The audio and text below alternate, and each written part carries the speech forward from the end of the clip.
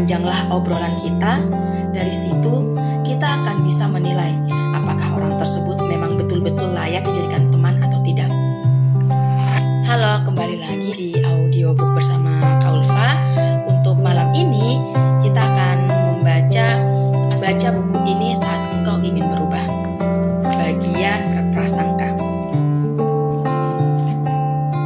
Ketika saya masih menjadi mahasiswa dan setelah lulus, banyak orang yang bertanya kepada saya tentang bagaimana karakter mereka.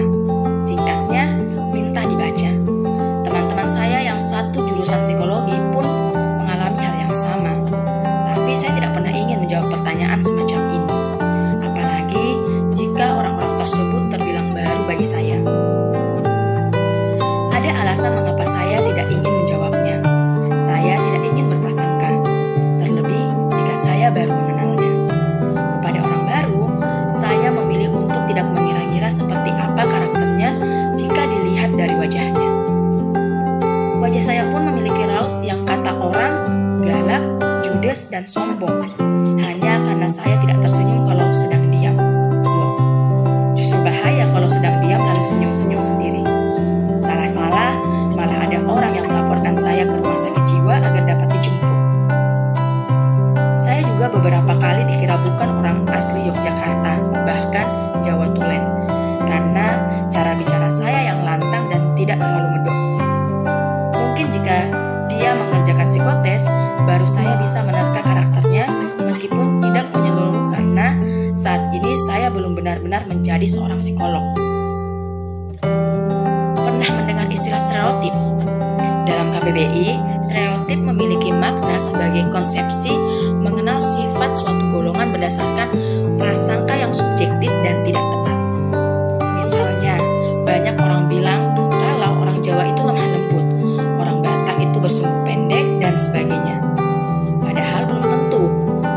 Contohnya saya, yang baru saja saya ceritakan, meskipun saya orang Jawa Tulen, lahir besar tinggal di Yogyakarta, tapi saya bukan orang yang lemah lembut dan cenderung belak-belakan. Prasangka tersebut bersifat subjektif, sehingga dapat dikatakan tidak akurat 100%. Terkadang kita membangun image versi kita sendiri tentang orang lain. Misalnya, ada orang bertato dan memiliki tindikan di telinganya. Kita akan mengira bahwa dia merupakan anak pemberontak, bengal, label-label negatif lainnya. Padahal, mungkin saja ternyata dia adalah seorang seniman yang karyanya sudah terkenal di luar negeri. Misalnya, bisa juga ketika kita melihat orang yang langsing atau kurus, kita akan mengira dia rajin diet. Siapa tahu malah porsi makannya banyak, tapi tidak menggemuk karena metabolisme tubuhnya bagus. Dia juga tidak ragu menghabiskan waktu dan tenaga untuk berolahraga. Ada perempuan cantik, wajahnya mulus, pasti karena rajin menemui dokter kecantikan. Mungkin sebetulnya dia hanya rajin merawat wajahnya. Setiap kali kembali ke rumah langsung membersihkan make up dan membasuh wajahnya serta menjaga pola makan sehat. Kita tidak pernah tahu.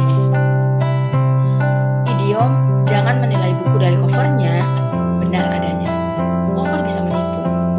Pertemuan pertama bisa menipu.